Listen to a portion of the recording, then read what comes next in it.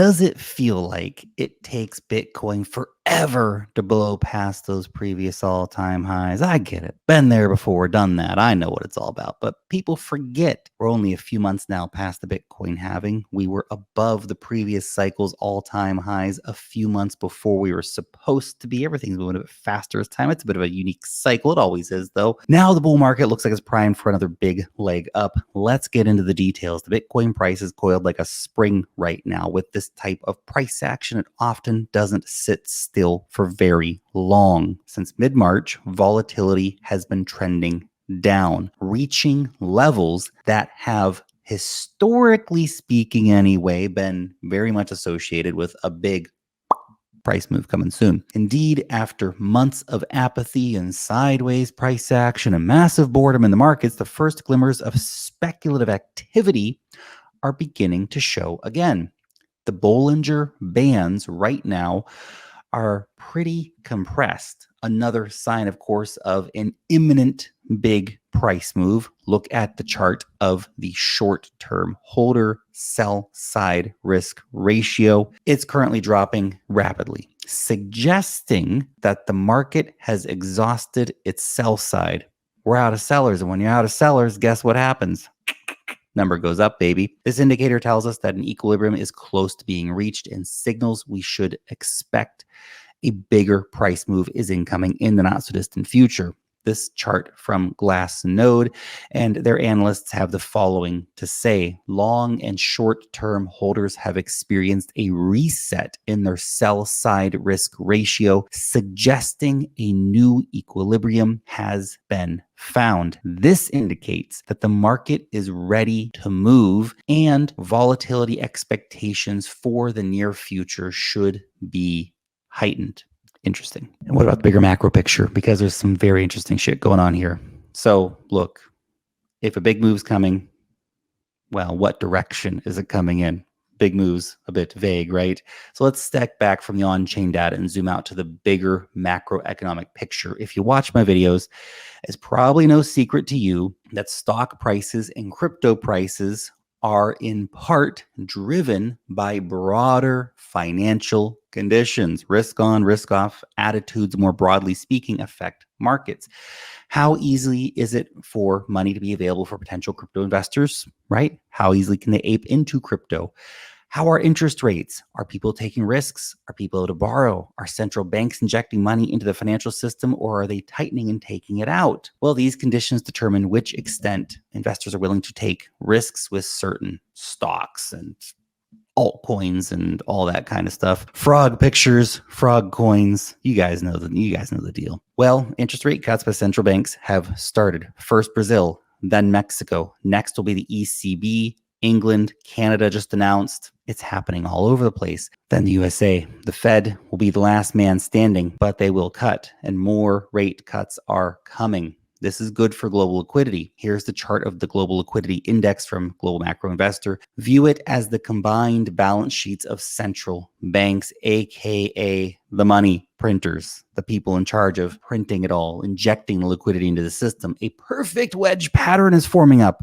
Look at that, suggesting a breakout is coming in the next few months, potentially. Risk assets have been front-running this money printer. The chart essentially shows you the makings of what Raoul Pal, Julian Battelle, and others have coined as the banana zone, where prices go absolutely insane for a while before the next big crash comes, obviously. And it's not just crypto prices, okay? It's the growth of global liquidity. Is projected to peak somewhere between the fall of 2024, which is pretty soon, and early 2025.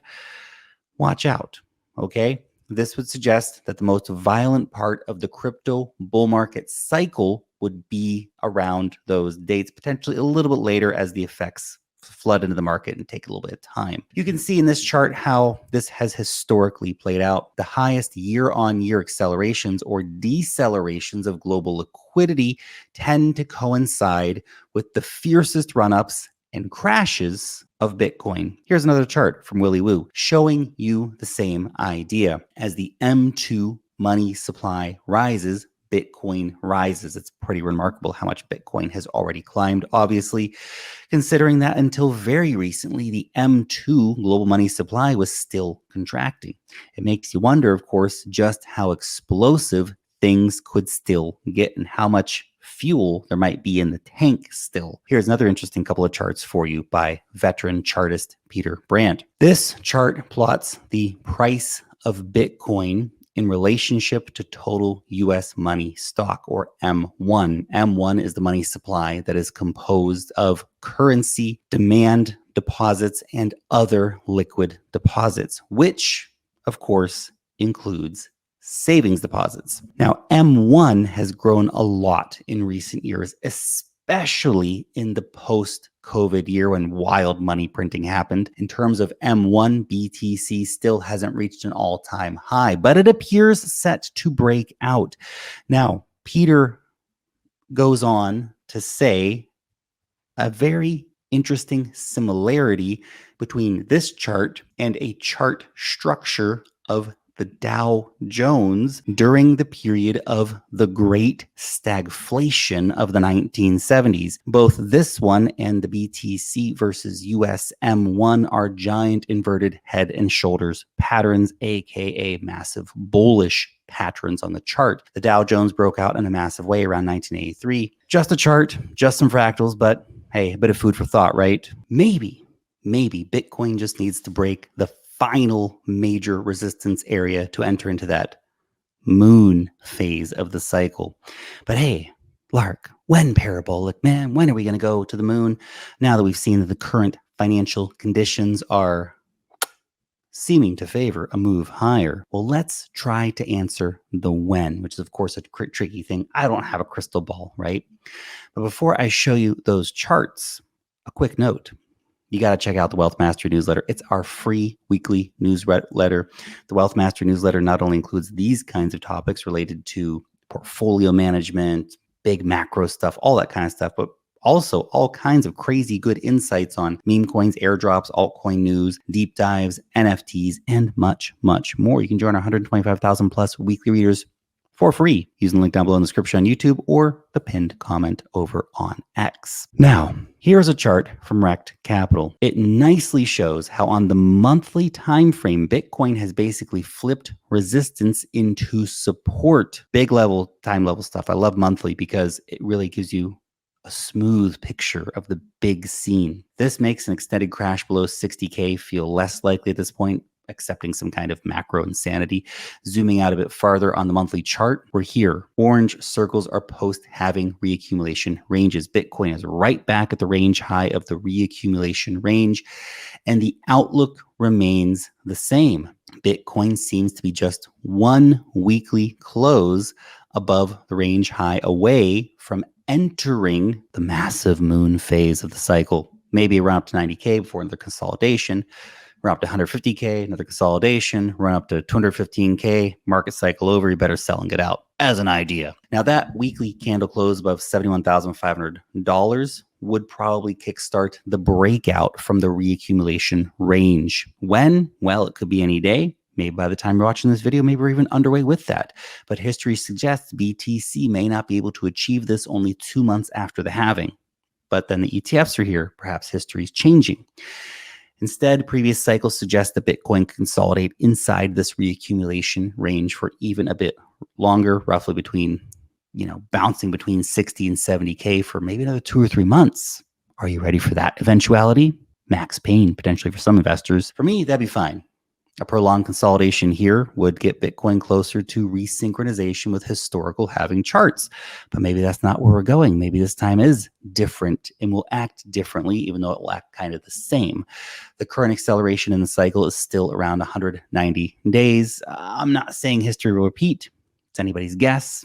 We could see a breakout any day or a few months in the future. Again, I don't have a crystal ball. We just have charts and theses and all this kind of stuff to look at. Both scenarios, of course, are bullish. Either way, we're going to go up. The only question is when. But it seems likely that the move will be pretty wild when it happens. Now, what about your altcoins? I know your dog coins. I get it. We've talked about the big daddy, but the altcoin bags, that's where the real money's going to be made, isn't it?